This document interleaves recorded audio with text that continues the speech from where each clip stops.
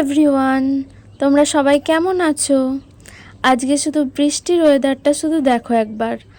সারা দিন ধরে শুধু বৃষ্টিই হচ্ছে। এই রকম ওয়েদারে পড়তে কিন্তু খুবই ভালো লাগে, কিন্তু আবার ঘুমও পায়, মনে হয় যেন ঘুমিয়ে পড়ি পড়া ফেলে রেখে।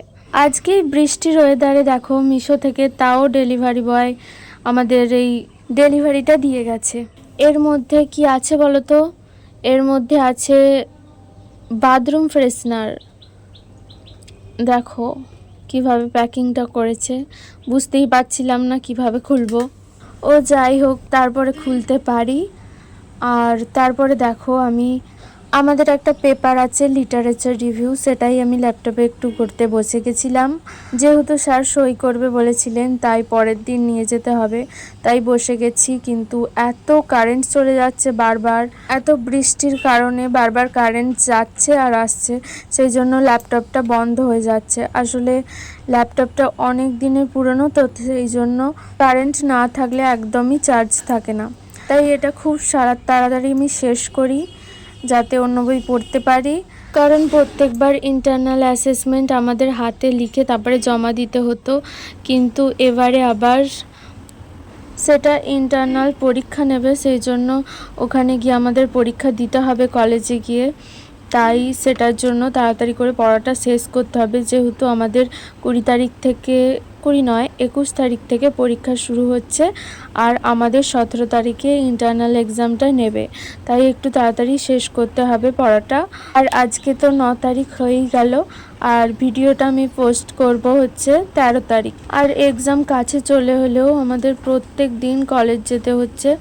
কলেজটা যেহেতু আমাদের বাড়ি থেকে অনেকটাই দূর, কিন্তু তাহলেও আমাদের কলেজ যেতে হচ্ছে, কারণ প্র্যাকটিক্যাল পরীক্ষা আমাদের এখনও শেষ হয়নি। 21 জুলাই থেকে পরীক্ষা শুরু হলেও আমাদের 18 তারিখ পর্যন্ত কলেজ যেতেই হবে, কারণ প্র্যাকটিক্যাল শেষ করতে হবে। সেই কারণে যদিও বোঝা নিয়ে আমাদের কোনো প্রবলেম হয় না, কারণ আমাদের স্যার এত ভালোভাবে বুঝিয়ে দেন যে পরীক্ষার আগের দিন পড়িয়ে দিলেও যেন সব মাথায় ঢুকে যায়, সব বুঝতে পেরে যায়। আর এই প্র্যাকটিক্যালগুলো এত ভালোভাবে বোঝান যে পরীক্ষার আগের দিন করালেও বা পরীক্ষার আগের দিন বোঝালেও বুঝে পরের দিন পরীক্ষা দিয়ে ঠিক চলে আসতে পারি। এটা নিয়ে তো কোনো প্রবলেমই হয় না, কিন্তু টেনশন তো হয় যে পরীক্ষার আগের দিন রেডি করে পরের দিন পরীক্ষা দেওয়ার এই ব্যাপারটা নিয়ে। তো যাই হোক, বাড়িতে তো পড়াশুনো করতেই হবে, রাত্রে বাড়ি ফিরলেও পড়াশুনো তো আমাকে করতেই হবে। তাই বসে গেলাম পড়তে। আজকে কলেজ যাইনি যদিও, সেই জন্যে দিনের বেলা পড়তে পারছি। কলেজ গেলে তো রাত্রিরেই পড়তে হতো। একটু কলেজ থেকে এসে তো ভালো লাগে না পড়তে, তাই রাত্রিরে একটু ঘুমিয়ে নিই, তারপর আবার ভোরের দিকটা উঠে পড়ি। চলো পড়াটা শুরু করি। আমি এখন পড়ে নিচ্ছি, তোমরাও আমার সাথে পড়া শুরু করতে পারো।